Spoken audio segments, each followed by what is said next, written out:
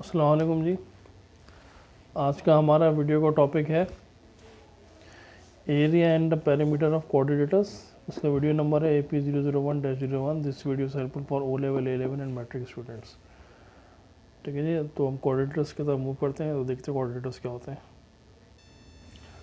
अच्छा, types of coordinators क्या होती हैं।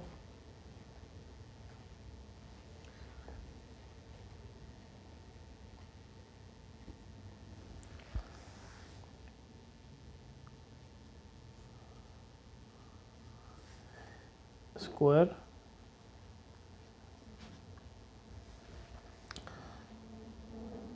रेक्टेंगल, रोम्बस,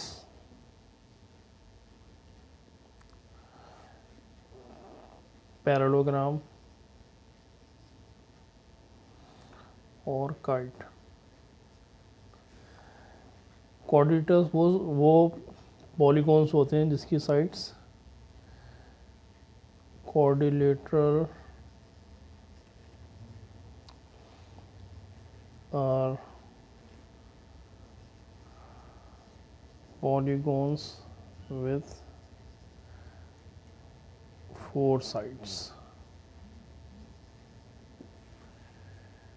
ठीक है, सबसे पहला पॉलीगॉन हम ले लेते हैं स्क्वायर।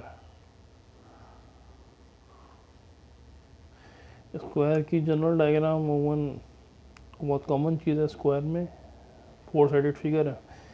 इसकी स्क्वायर की प्रॉपर्टीज़ क्या हैं कि ऑल साइड्स आर इक्वल, यानी जो लेंथ ये है वही लेंथ ये है, वही लेंथ ये है, वही लेंथ ये है। अगर ये ए है तो ये भी ए है, ये भी ए है, ये भी ए है। All internal angles are equal and measures 90 degree. यानी कि ये भी 90 है, ये भी 90 है, ये भी 90 है, ये भी 90 है। अगर मैं इसको नंबरिंग कर दूँ ABCD तो इसके लिए हो जाएगा AB equal to BC, BC equal to CD and CD equal to DA। और इसके लिए मैं बात करूं तो angle A equal to angle B, angle C, angle D and ये सब इक्वल है 90 डिग्री के। सम ऑफ, यहाँ पे लिखना है इसको, sum of quadrilateral is always 360 degree. यानी ये कोऑर्डिनेटर में हमने क्या देखा कि कोऑर्डिनेटर की 4 साइडें होती हैं और उनके इंटरनल एंगल का सम हमेशा 360 होगा। ट्रायंगल के केस में होता था 180 होता था। अच्छा, इसका एक क्वेश्चन हम देख लेते हैं। अच्छा, हमें क्वेश्चन दिया गया है कि find the area and the perimeter of square having length 4 centimetre 12 centimetre. तो सबसे पहले तो एक रफ डायग्राम बना ले। और हमें पता है कि स्क्वायर की सारे साइडें बराबर होती हैं। तो ये अगर 12 है तो ये भी 12 होगा, ये भी 12 होगा और ये भी 12 होगा। एरिया क्या होता है स्क्वायर का? Base into height. अब बेस क्या है इसमें? 12 है, हाइट भी 12 है, तो ये हो जाएगा 144 यूनिट है सेंटीमीटर, तो ये हो जाएगा सेंटीमीटर स्क्वायर। एरिया का यूनिट होता है सेंटीमीटर स्क्वायर या मीटर स्क्वायर, या बड़ी जगह है तो किलोमीटर स्क्वायर। अगर यूनिट नहीं दिया हुआ तो सिंपली आप करें स्क्वायर, बल्कि इसको यूँ लिख दें यूनिट स्क्वायर लिख दिया करें, यूनिट स्क्वायर। अगर मेरे पास खाली 12 दिया होता तो मैं आंसर लिखता 12 यूनिट, आंसर मेरा 144 है तो मैं लिखता 144 यूनिट स्क्वायर। अगर if no unit is given,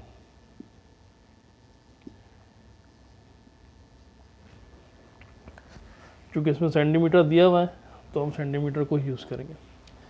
अच्छा, पेरीमीटर क्या होता है स्क्वायर का? पेरीमीटर होता है सम ऑफ ऑल साइड्स,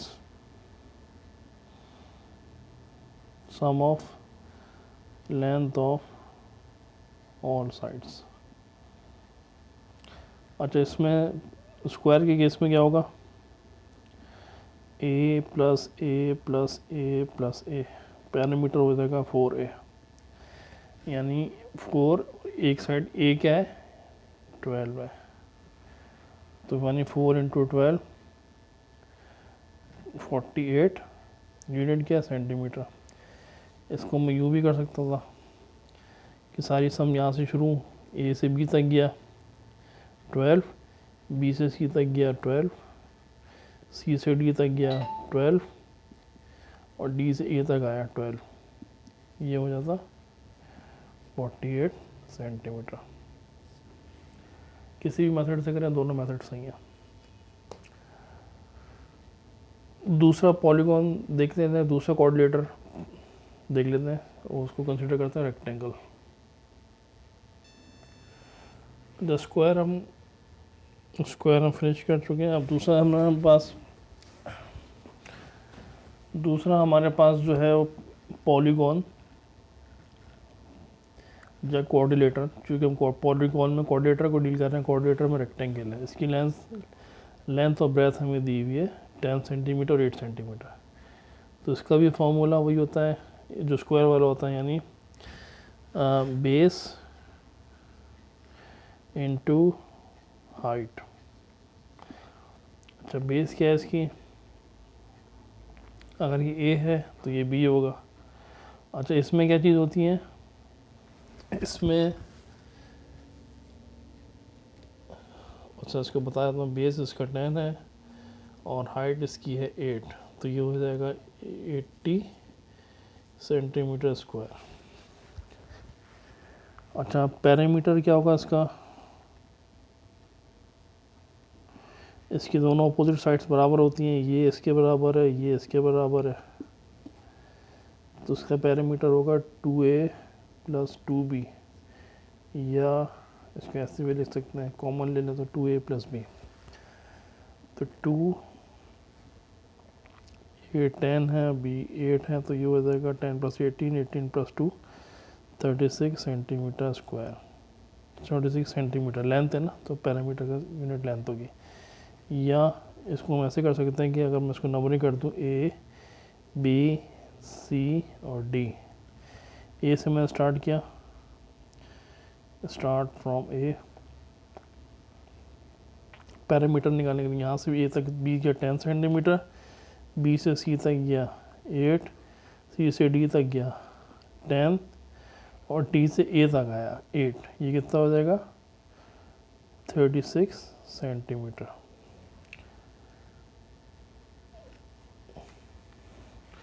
अच्छा, रेक्टेंगल की जो जनरल प्रॉपर्टीज़ है वो मैं आपको बताया था, रेक्टेंगल की क्या होती है।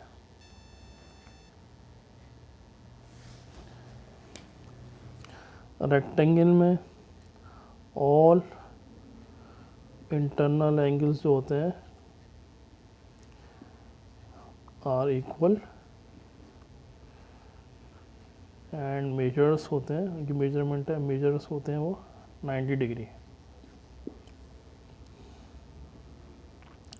Opposite sides are equal and parallel to each other। यानी इसमें मैं अगर बात करूँ तो ए बी जो होगी वो सी डी के भी अब बराबर होगी, एंड साथ साथ ए बी जो होगी वो पैरेलल टू सी डी होगी। अच्छा, बी सी जो होगी वो इक्वल टू ए डी होगी, और साथ साथ बी सी जो होगी वो पैरेलल टू ए डी भी होगी। यानी ये एंगल, ये जो 90 के सारे एंगल 90 के ही हैं। और हमने पढ़ा था सम ऑफ कोऑर्डिनेटर में हमेशा एंगल का सम 360 होता है। चेक कर लो, 90 प्लस 90 प्लस 90 प्लस 90, 360 डिग्री। ठीक है, हम तीसरे कोऑर्डिनेटर की तरफ बढ़ते हैं, उसको कहते हैं रोम्बस। तो रोम्बस जनरली पहाड़ी का टाइप, प्लेटो का टाइप का शेप होता है। जो मैं इसको ए बी सी डी कर देता हूँ। अच्छा, इसकी जनरल प्रॉपर्टीज़ क्या होती हैं? देखो, इसमें none of sides are equal, यानी A B is not equal to BC, BC is not equal to DC, DC is not equal to AD। कोई भी साइड जो इससे बराबर नहीं है। और क्या है? No angle measures 90 degree. Triangle और स्क्वायर के केस में देखा था 90 डिग्री एंगल होते हैं। और इसमें क्या होता है कि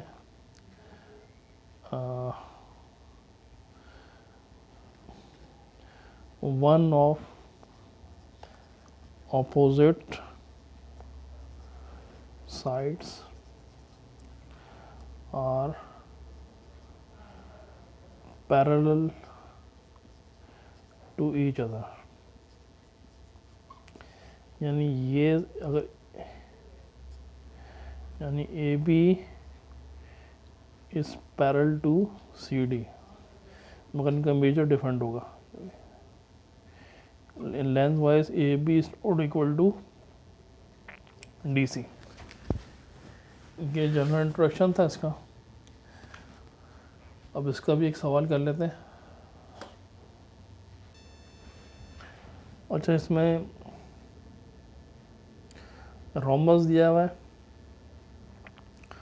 और जिसकी लेंथ, बेस की लेंथ है 20, और इसके अपोजिट जो शायद इसकी लेंथ है 10 सेंटीमीटर। इसका हमें एरिया निकालना है। ठीक है जी। जो एरिया इसका, रोम्बस का जो एरिया का फॉर्मूला होता है वो होता है half sum of parallel sides, यानी इसमें पैरेलल साइड ए बी और बी सी हैं, इनटू हाइट। हाइट ये है, हाइट हमारे पास नहीं है मगर हमारे पास ट्राइंगल में वैल्यू दी हुई है। तो अगर मैं इसको ए डैश कर दूँ, उस पॉइंट को, in triangle A dash D, इसकी थोड़ी सी डायग्राम बना लेते हैं। यहाँ पे ये 6 है, ये 30 है, ये मुझे हाइट मालूम करनी है, ए डैश डी। अगर मैं साइन 30 लगाऊं, बल्कि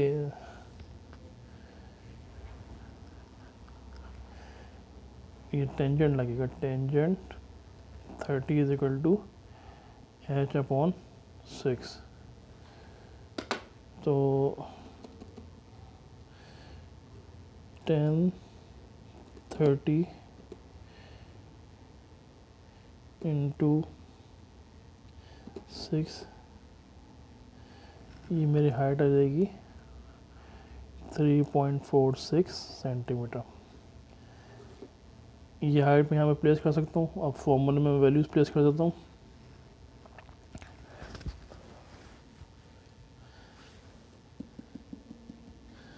एरिया हो जाएगा हाफ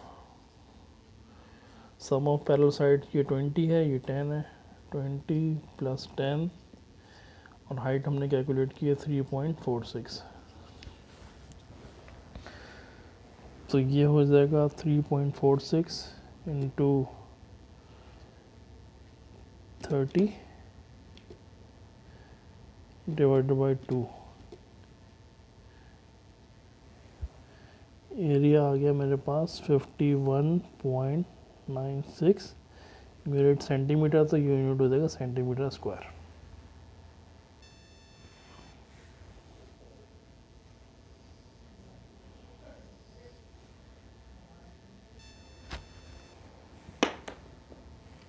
अच्छा, इस सवाल में ये एंगल जो है ये 40 डिग्री है और ये है 8 सेंटीमीटर।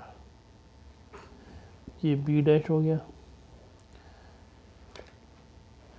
एरिया तो हमने निकाल लिया। अब हम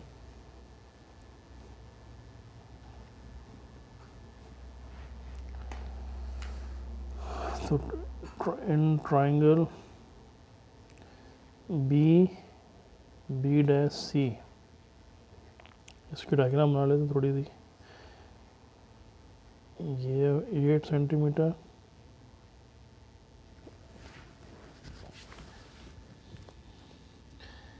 ये 40, ये 90 है। हमें ये लेंथ चाहिए बी डैश सी, ताकि पैरामीटर निकालने के लिए हमें ये लेंथ चाहिए, एक ये चाहिए और ये चाहिए। तो ये हो जाएगा cos 40 बेस अपॉन BC। तो BC की वैल्यू हो जाएगी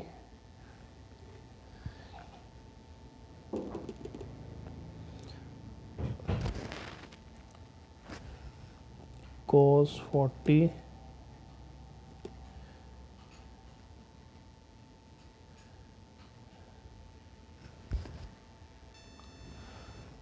तो BC हो जाएगा, क्रॉस मल्टीप्लाई कर लिया तो ये हो जाएगा। इसको जब कैलकुलेट करेंगे तो ये हो जाएगा 10.44 सेंटीमीटर।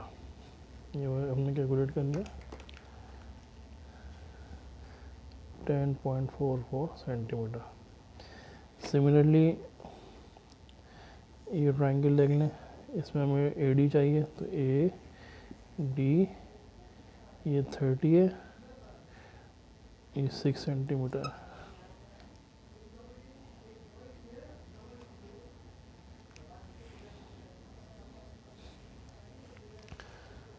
तो ये हो जाएगा cos 30 इक्वल टू बेस ऊपर हाइट हाइपोटेनस, AD हो जाएगा 6 अपॉन cos 30।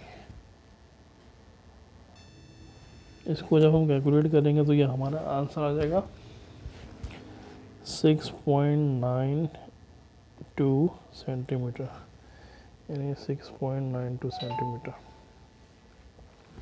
इसको रब कर लेते हैं, सारी वैल्यूज हमने अपने डायग्राम में लिख ली है। अब सारी वैल्यूज हमारे पास मौजूद है। पैरामीटर क्या होता है, सम ऑफ ऑल साइड होता है। Parameter sum of measure of all sides.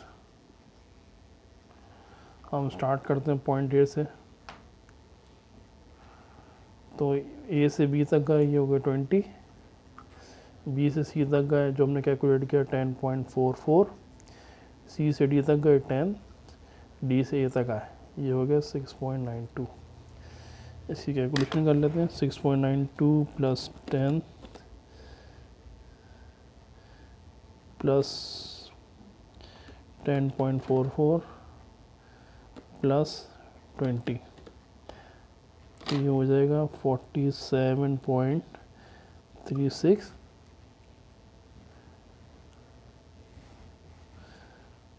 Centimetre. ठीक है, ये रोम्बस का कर लिया। अब हम जाते हैं पैरेललोग्राम की तरफ। अच्छा, ये चौथी डायग्राम जो हमारी ये पैरेललोग्राम है। पैरेललोग्राम में क्या होता है, अपोजिट साइड्स आर इक्वल, यानी ए बी जो है वो equal to C D C है और बी सी जो है वो इक्वल टू ए डी है। और एक और प्रॉपर्टी है, opposite sides are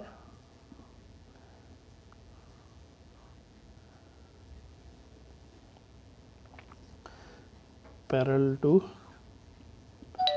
each other, यानी A B is parallel to C D और B C is parallel to A D. ठीक है जी।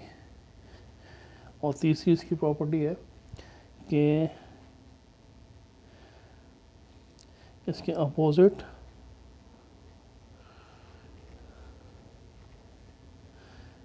एंगल्स आर इक्वल, यानी angle A equal to angle C और angle B equal to angle D. और चौथी इसकी property है कि ये तो अपोजिट होगा, ये सामने आमने सामने वाले होते हैं ना, सामने वाले एंगल ये हमेशा मिलके होते हैं, angle A plus angle B angle D 180 के बराबर होंगे, एंगल बी एंगल सी 180 के बराबर होगा, यानी ये और ये एंगल भी बराबर होंगे, एंगल डी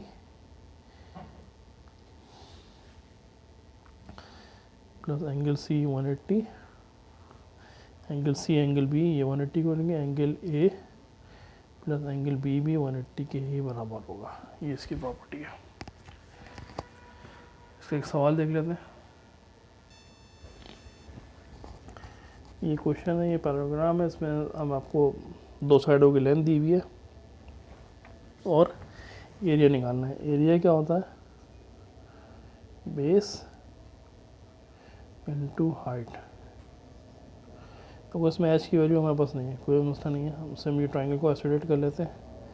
ए है तो ये ए डैश कर देता हूँ मैं, ए डैश और ए डैश डी, ये 60 हो गया, ये 6 हो गया।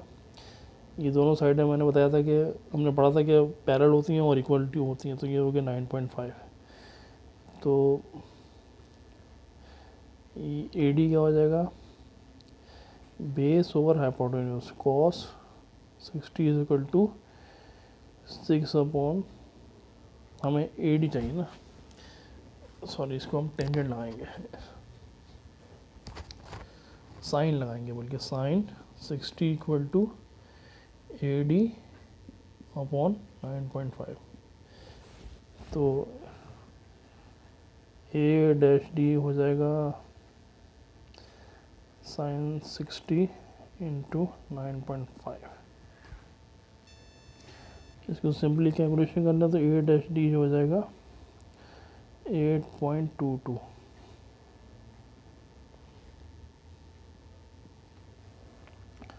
इस फॉर्मूले में पुट कर दें। एरिया क्या हो जाएगा? बेस की ये और ये सेम है, तो ये हो जाएगा 13.5 इंटू 8.22 इंटू 13.5, ये हो जाएगा एरिया, उसका हो जाएगा 111.06 सेंटीमीटर स्क्वायर। अच्छा, पैरामीटर के लिए क्या होगा? इसके लिए इस पॉइंट से स्टार्ट करते हैं, यहाँ से 8 से बी तक गए 13.5, बी से सी तक गए 9.5, सी से डी तक आए फिर 13.5 और डी से ए तक आए, ये और ये दोनों बराबर होंगी।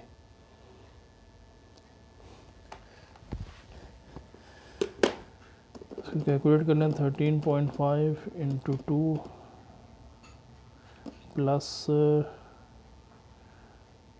9.5 प्लस 9.5, ये हो जाएगा 46 सेंटीमीटर। ठीक है, ये पैराग्राम का हमने एरिया और पैरामीटर कैलकुलेट कर लिया। अब काइट को देखते हैं।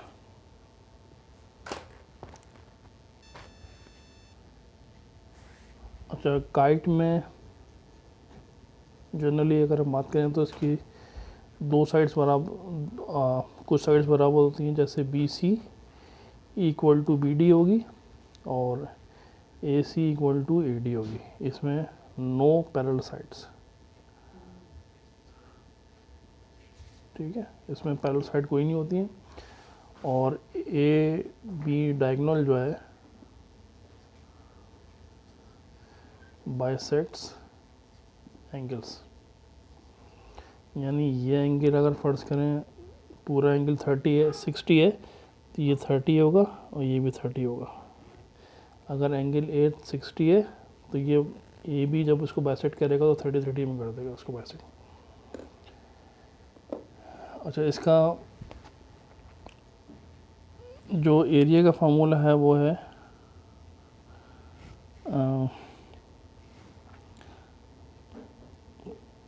प्रोडक्ट ऑफ डायगोनल लेंस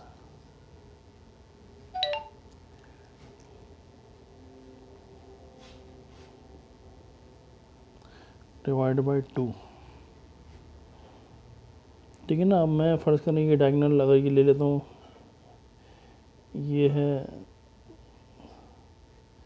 60, अगर मैं कहूँगा ए बी की लेंथ जो है वो 60 है और सी डी की लेंथ 40 है, तो सिंपली एरिया क्या हो जाएगा 60 इंटू 40 डिवाइड बाई 2, ये हो जाएगा 60 इंटू 40 डिवाइड बाई 2, ये हो जाएगा 1200 सेंटीमीटर स्क्वायर। पैरामीटर के केस में क्या होगा, पॉइंट ए से स्टार्ट करते हैं, स्टार्ट फ्रॉम ए से डी तक गए तो वो C D A C equal to A D, यानी ये भी 20 है और ये भी 8 है, क्योंकि बी सी और बी डी बराबर है। तो ये हो जाएगा 20 प्लस 8 प्लस 8, ए से डी तक गया, ये 20 था, डी से बी तक गया, वो 8 था, डी से सी तक गया, वो 8 था, सी से ए तक जब आया तो फिर ये 20 हो गया। इसका हो जाएगा 40 50 56 सेंटीमीटर। 50 यूनिट के लेंथ, इसका लेंथ है, पैरामीटर का यूनिट लेंथ वाला ही होता है। तो ये हमने 4 कोऑर्डिनेटर, 5 टाइप के कोऑर्डिनेटर्स को आज एक्सप्लोर किया है, जिसमें इसके मतलब हमने एरिया और पैरामीटर कैलकुलेट किए हैं। तो आप लोगों का शुक्रिया, thank you for viewing us, please subscribe our channel and continue your learning. अल्लाह हाफिज़ जी।